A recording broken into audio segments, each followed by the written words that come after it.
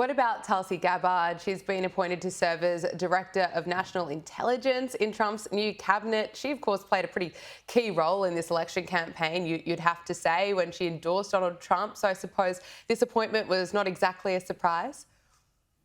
Not a surprise, and she's part of the transition team. She'll do a fabulous job. There's no one I'm truly worried about right now that President Trump has appointed.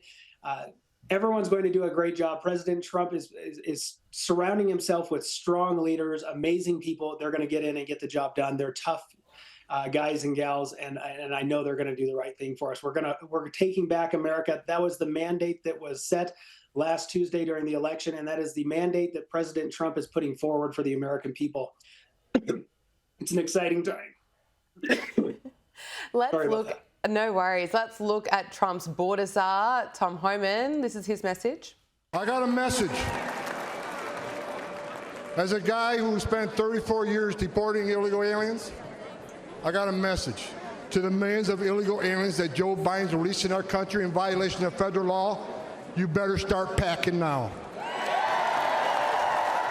We know that Donald Trump has vowed to carry out mass deportations in the United States. It's one of the reasons millions of Americans voted for Donald Trump to return to the White House.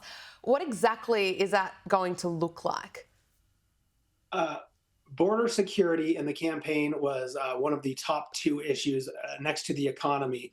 So mass deportations and Tom Homan's tough approach, people are going to start packing their bags and leaving on their own, I have a feeling at this point. They don't want to be deported. They don't want to be rounded up, and they're going to leave on their own. And I think that's the message that Tom is sending. Pack your bags because it's time to go, and we're going to round you up if you don't leave. So the tough stance and making sure our border security is paramount. Our Border Patrol has all of the funds and resources available to them to make sure that America, again, is safe and secure. And the 11 million people who came across the border in the past couple of years are documented and returned to wherever they came from, because they were coming from all over the world, not just Mexico, but from everywhere. So Tom Homan's the guy to get it done. He's a tough guy, and he testified in Congress. There's some really great moments in his clips that when you watch us testify with AOC, and it's just such a great time to be an American right now.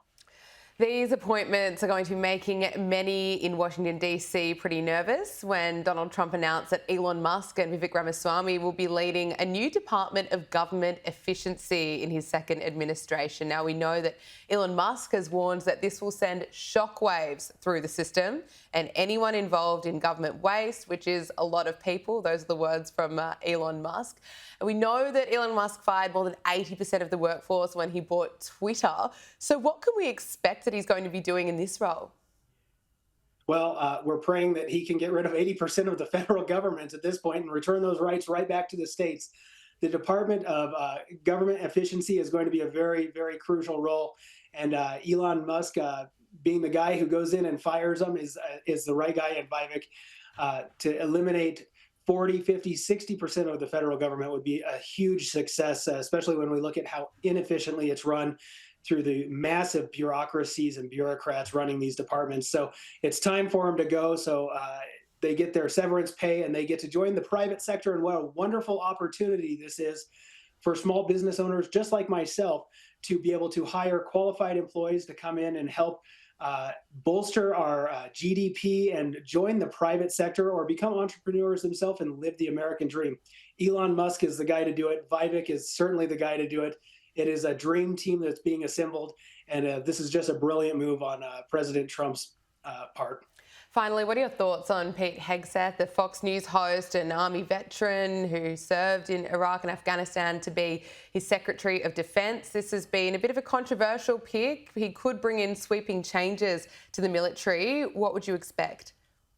Well, hopefully he gets rid of the DEI and the woke agenda in the military, and I think that's the mandate that has been set. So we're going to go in and clean up our military. It's going to be stronger than ever.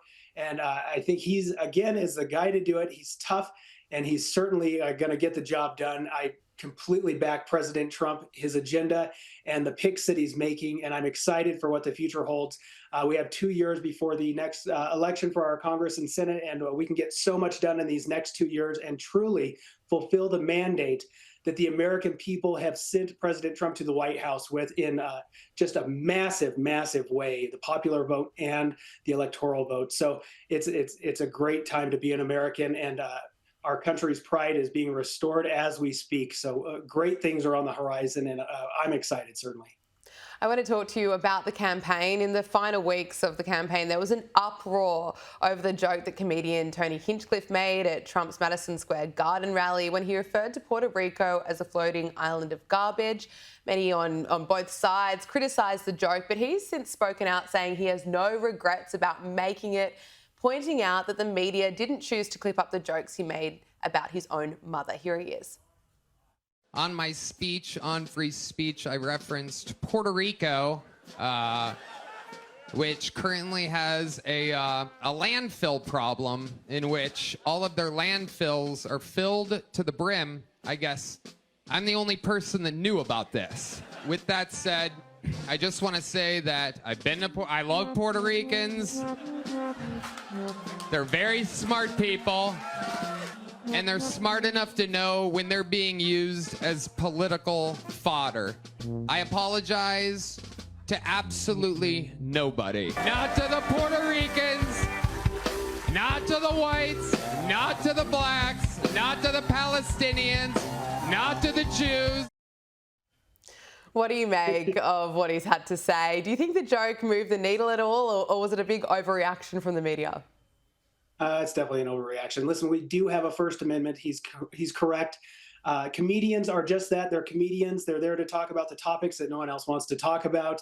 And he has a right to say what he says, but we don't have a right to be offended. In fact, if you're offended, you just change the channel. And that's the beautiful thing about the First Amendment, is we get the opportunity to express ourselves. And comedians get to express themselves through their jokes, which is a great thing. But you don't get to be offended by that. So him not apologizing is great. So why would he apologize? That's where I'm at. And finally, I want to get your take. Looking at the campaign with the benefit of hindsight, what really won it for Donald Trump, and where did it go so horribly wrong for the Democrats? Well, they chose Kamala. I don't know. That's where we went wrong. What a terrible choice. President Trump worked all of the small communities across this country. And when he won Pennsylvania, that was brilliant. You know, they sent in people to work with the Amish. They sent in people to work in all of the small towns. Hundreds of thousands of people came out for President Trump. And truly, the Democrats have destroyed our economy. Groceries are 4 and 5 times higher. Gas is at an all-time high. Our electric, our utility bills right here at home are higher than they ever have been. You can't afford insurance in your cars and your vehicles. They priced us out of a market, yet we still fund billions and billions and hundreds of billions of dollars to every overseas nation and war. And Americans are sick of shouldering that bill. And it was a true mandate that they sent to the White House through President Trump in a massive red wave that will continue for generations if we get the legislation through with the Senate and the House that is now Republican controlled. So now is the time to come together as a party and begin focusing on unification and bringing people back together. This is truly the time to get things fixed. GOP commentator Reid Rasner, so great to speak with you. Thank you for joining us on Power Hour. Thank you, guys. I appreciate it.